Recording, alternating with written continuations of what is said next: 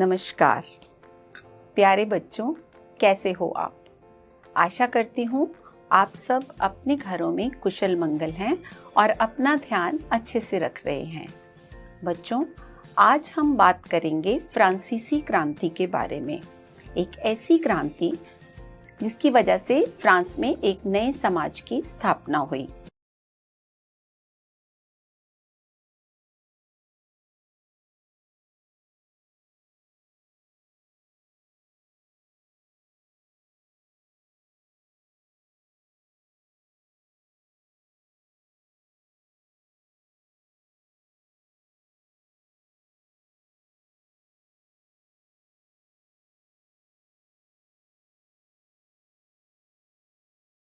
आज हम स्वतंत्रता, मुक्ति, समानता इन सबको बहुत सहज और सुलभ तरीके से लेते हैं, लेकिन हमें याद रखना होगा कि जब जब किसी भी देश में कोई भी बदलाव आया है, उसका एक अपना इतिहास रहा है।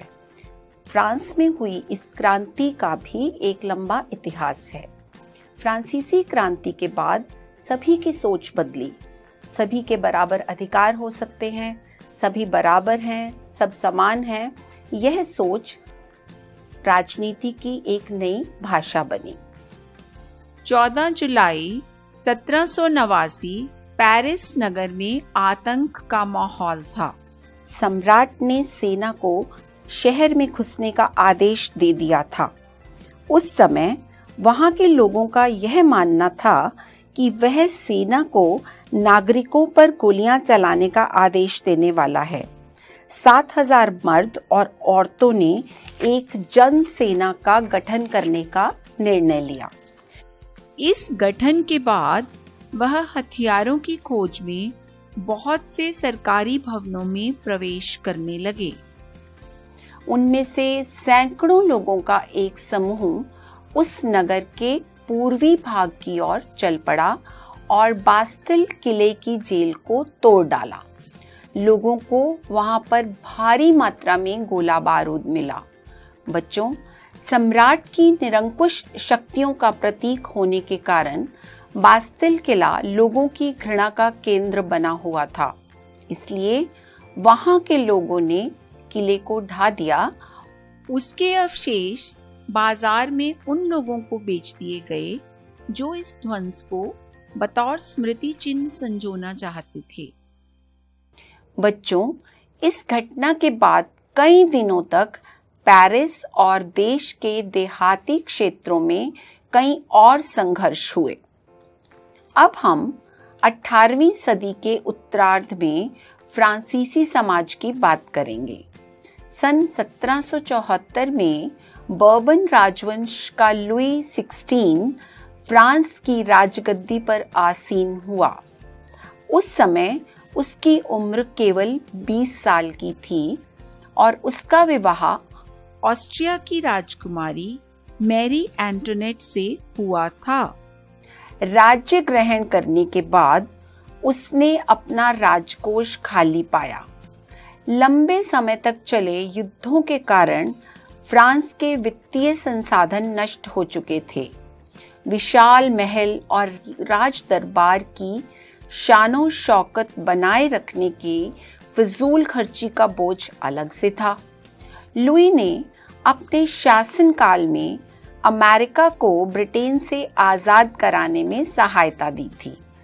इस युद्ध के चलते फ्रांस पर 10 अरब लीवर से भी अधिक का कर्ज और जुड़ गया था, जबकि उस पर पहले से ही 2 अरब लीवर का बोझ चढ़ा हुआ था। लीवर फ्रांस की मुद्रा को कहा जाता था, जिसे 1794 में समाप्त कर दिया गया था। हालात ऐसे हो गए थे कि फ्रांसीसी सरकार अपने नियमित खर्चे जैसे सेना के रखरखाव, राज दरबार, सरकारी कार्यालयों या विश्वविद्यालयों को चलाने के लिए करों में वृद्धि के लिए बाध्य हो गई थी। 18वीं शताब्दी में फ्रांसीसी समाज 3 स्टेट्स में बंटा हुआ था और केवल तीसरी एस्टेट के लोग अर्थात जनसाधारण ही कर अदा करते थे। इस चित्र में फ्रांसीसी समाज की वर्ग व्यवस्था को दर्शाया गया है। प्रथम एस्टेट में पादरी वर्ग, द्वितीय एस्टेट में कुलीन वर्ग तथा तृतीय एस्टेट में बड़े व्यवसायी, व्यापारी, अदालती कर्मचारी, वकील, फिर किसान और कारीगर तथा फिर छोटे किसान, भूमिहीन मजदूर, नौकर थे।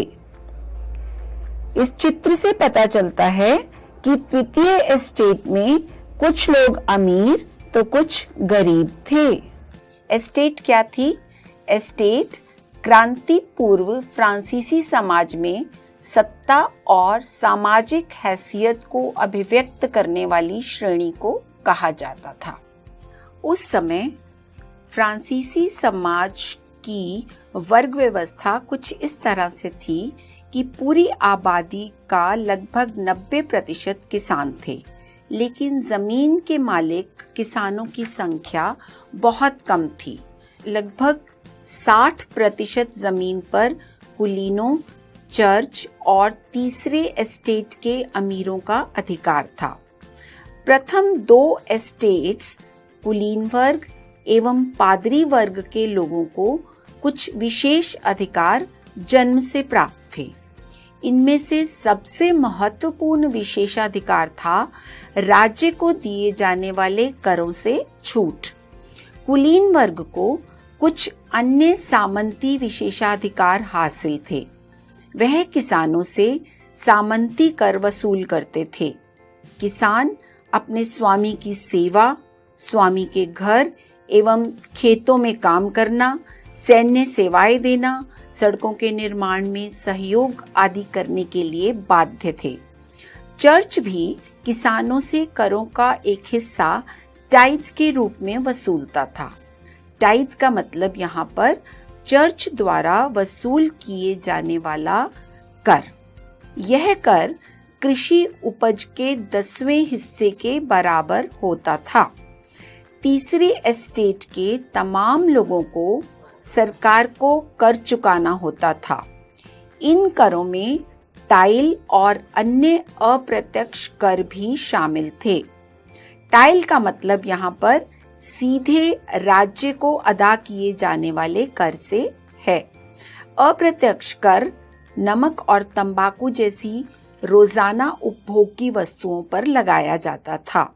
इस प्रकार राज्य की वित्तीय कामकाज का सारा बोझ करों के माध्यम से जनता को ही झेलना पड़ता था। यदि आप इस चित्र को देखें तो इस चित्र में एक कुलीन व्यक्ति और एक किसान को दर्शाया गया है। इसमें कुलीन व्यक्ति को मकड़ा और किसान को मक्खी कहा गया है। कुलीन व्यक्ति को मकड़ा इसलिए कहा गया है क्योंकि वे किसानों से कर लेते थे और उनको जितना भी दिया जाता था उनका लालच उतना ही बढ़ता जाता था। और किसान को मक्खी इसलिए कहा गया है क्योंकि बेचारा गरीब किसान अनाज, फल, पैसा, सलाद सब कुछ देता था और कुलीन व्यक्ति सब कुछ स्वीकार करने को तैयार बैठा रहता था। यह उसकी तरफ एक नजर तक देखता भी नहीं था। बच्चों, फ्रांस की जनसंख्या धीरे धीरे बढ़ती गई।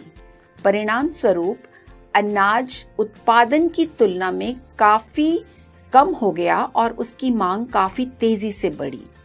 मुख्य खाद्य पाव रोटी की कीमत में तेजी से वृद्धि होने लगी। अधिकतर कामगार मजदूरों को जो कि कारखाने में मजदूरी करते थे, उनकी मजदूरी उनकी मेहनत से काफी कम मिलती थी। यानी जिस हिसाब से महंगाई बढ़ रही थी उस हिसाब से उनकी मजदूरी नहीं बढ़ रही थी। अब हम फ्रांसीसी समाज में उभरते मध्य वर्ग की बात करेंगे। पहले भी कर बढ़ने एवं अकाल के समय किसान और मजदूर विद्रोह कर चुके थे, परंतु उनके पास सामाजिक एवं आर्थिक व्यवस्था में बुनियादी बदलाव लाने के लिए साधन एवं कार्यक्रम नहीं थे। यह जिम्मेदारी तीसरे एस्टेट के उस समूह ने उठाई जो समृद्ध और शिक्षित होकर नए विचारों के संपर्क में आ चुके थे।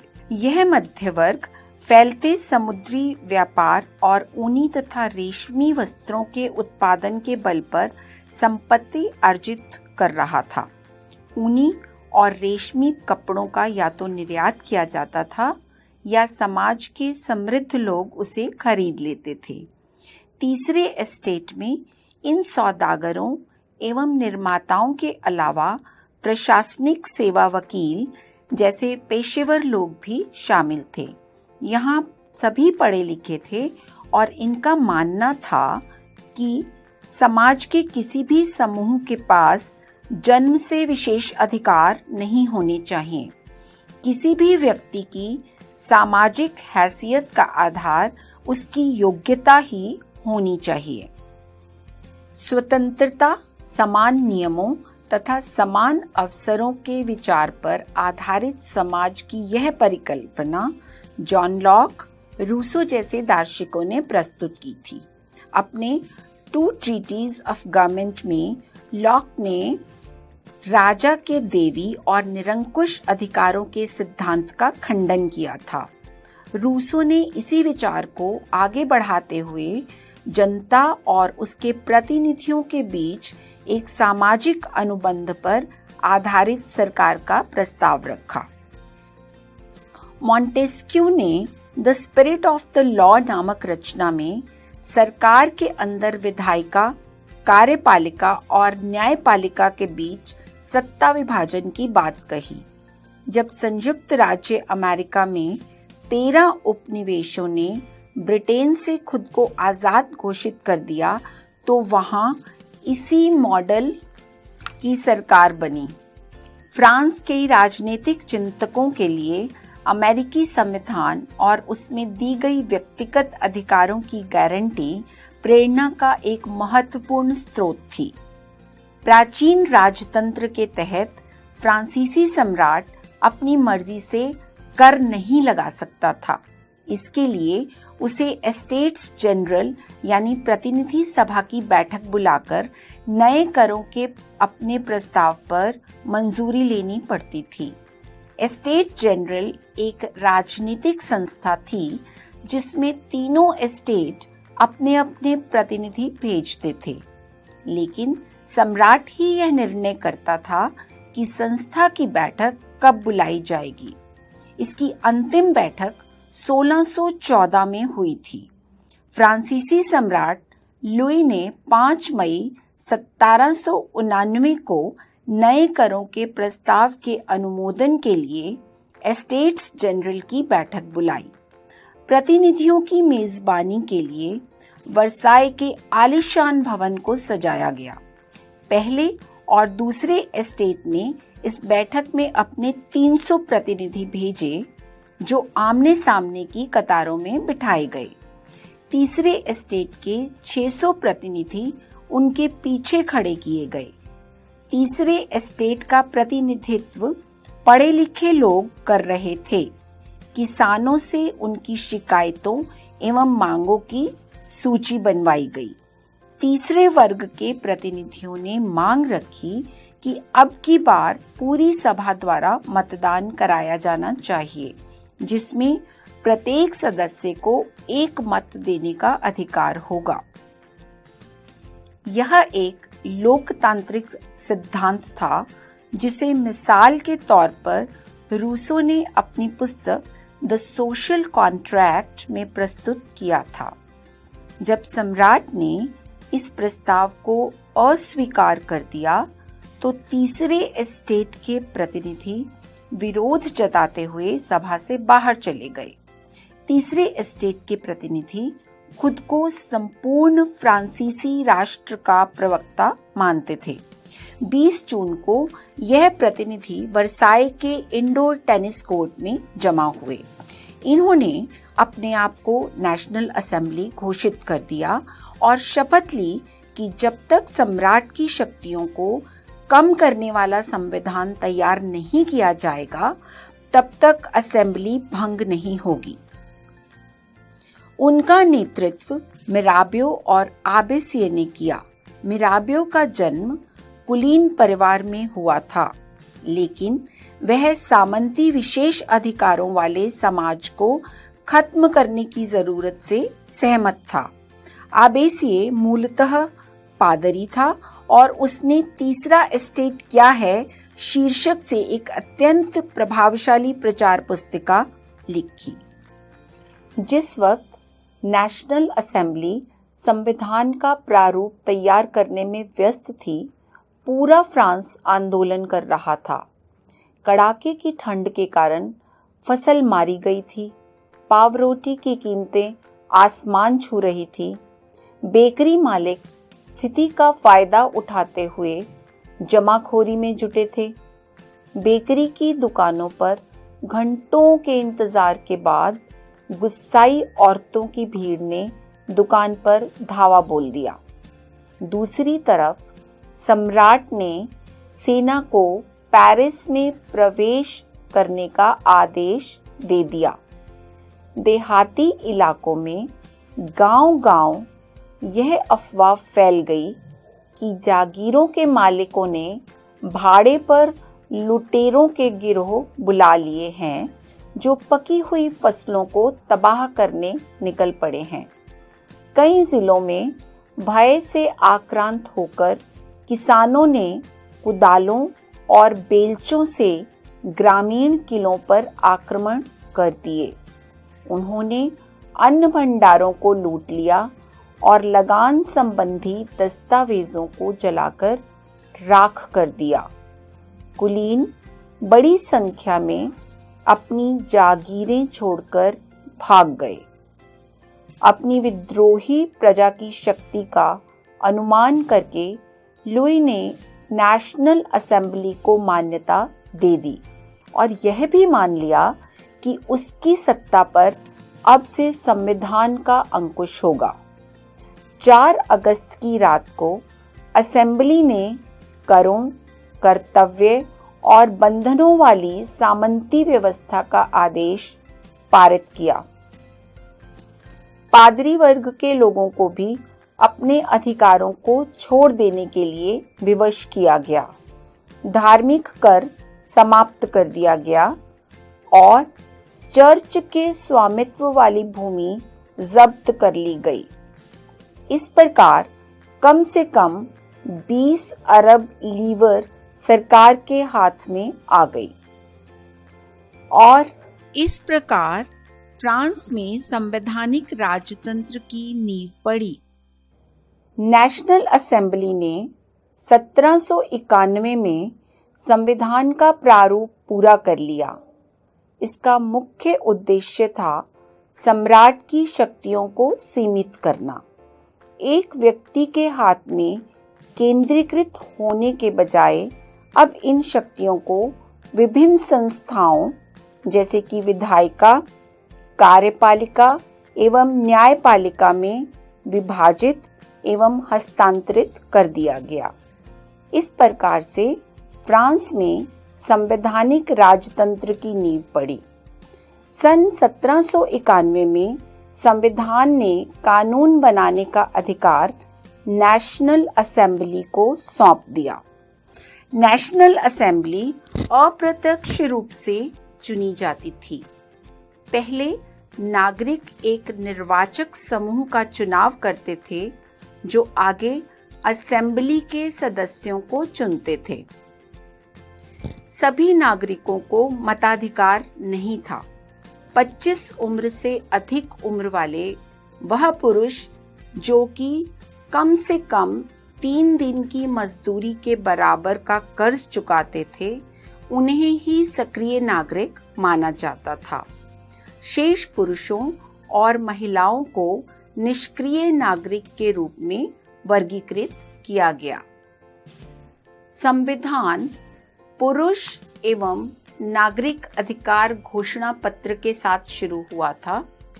जीवन के अधिकार, अभिव्यक्ति की स्वतंत्रता के अधिकार और कानूनी बराबरी के अधिकार को नैसर्गिक एवं अहरणीय अधिकार के रूप में स्थापित किया गया, अर्थात अधिकार प्रत्येक व्यक्ति को जन्म से प्राप्त है और इन अधिकारों को कोई नहीं छीन सकता था। 18वीं सदी में ज्यादातर स्त्री पुरुष पढ़े लिखे नहीं थे, इसलिए महत्वपूर्ण विचारों का प्रचार करने के लिए छपे हुए शब्दों के बजाय अक्सर आकृतियां एवं प्रतीकों का प्रयोग किया जाता था। ले बार्बिए ने अपनी पेंटिंग में अधिकारों के घोषणा पत्र को लोगों तक पहुंचाने के लिए अनेक प्रतीकों का प्रयोग किया। टूटी हुई जंजीर, दासों को बांधने के लिए जंजीरों का प्रयोग होता था। टूटी हुई हथकड़ी उनकी आजादी का प्रतीक थी। छड़ों का बर्छीदार गट्ठर, अकेली छड़ को आसानी से तोड़ा जा सकता है पर पूरे गट्ठर को नहीं, एकता में ही बल है। त्रिभुज के अंदर रोशनी बिखेरती आंख, सर्वदर्शी आंख ज्ञान का प्रतीक है।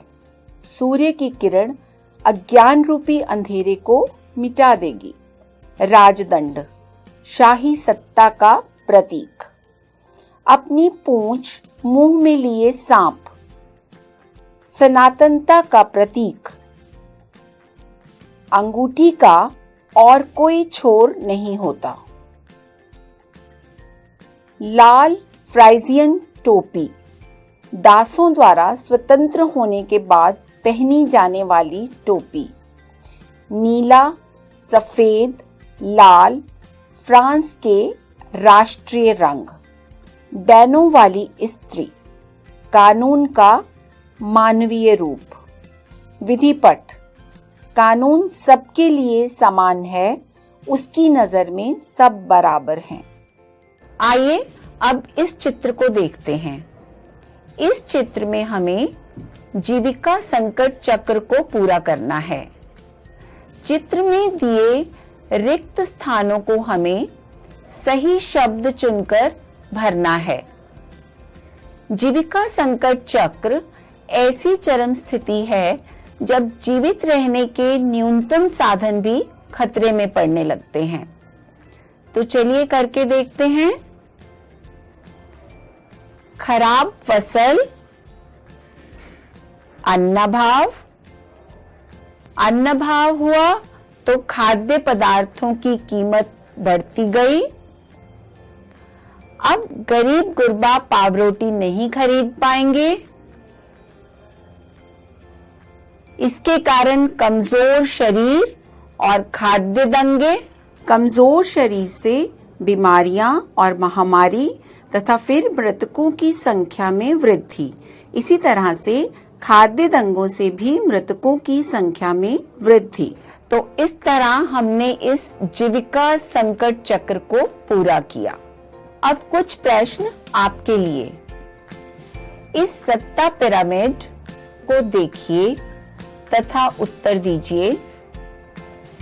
किस वर्ग के लोगों पर कर देने का सबसे अधिक बोझ था? किस वर्ग के लोगों को कर देने से छूट थी? यदि आप एक फ्रांसीसी नागरिक होते तो इस तरह की वर्ग व्यवस्था पर आप क्या कहते? इस चित्र में दिखाए प्रत्येक व्यक्ति की पहचान करें।